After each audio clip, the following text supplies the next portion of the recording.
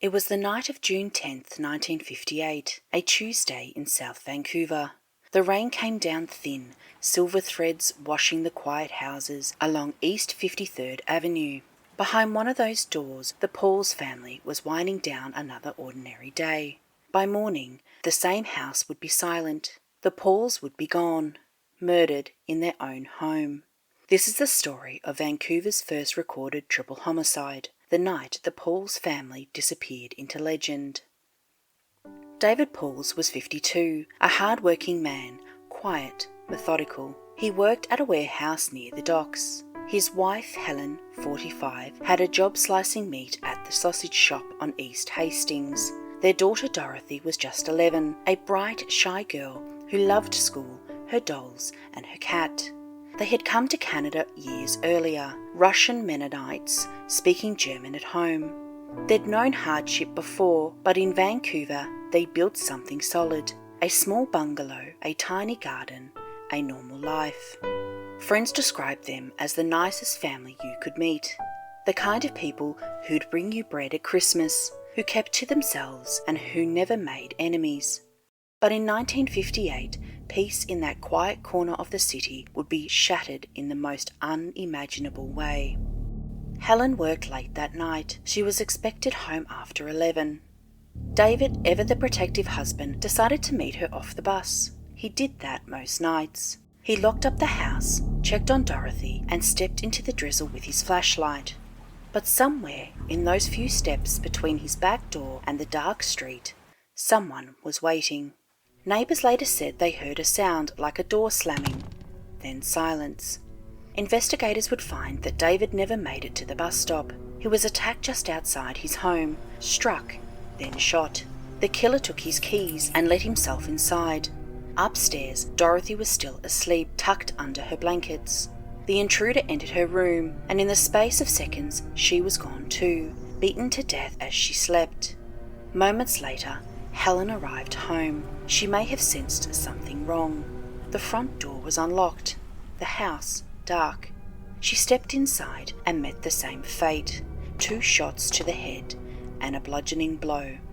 The entire attack, police later said, could have not lasted more than a few minutes. By midnight, the Pauls family, mother, father, child, were all dead, inside a neat little house where the radio still played softly in the living room.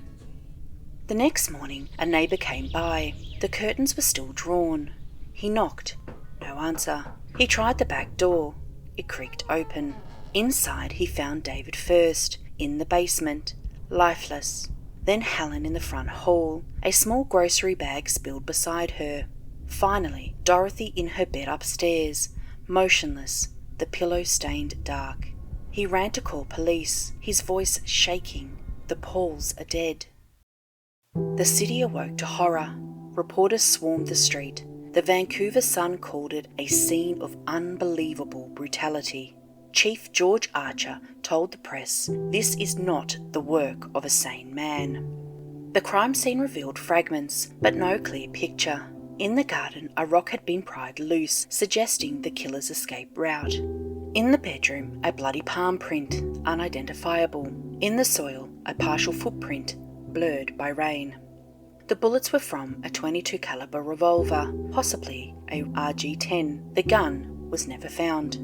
No robbery, no forced entry, no sign of sexual assault. Though Dorothy's pyjamas had been removed, nothing made sense. Investigators questioned neighbours, friends, even passing drifters. No witnesses, no motive. Theories piled up.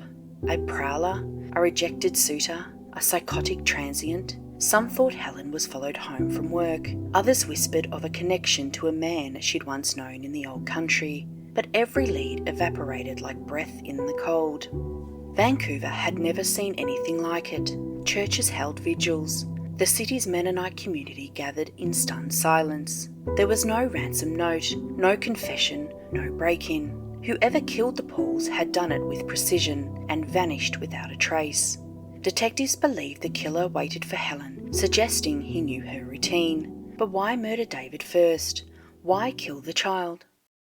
The brutality seemed personal, yet the family had no enemies. Months passed, the garden grew over, the blood washed away.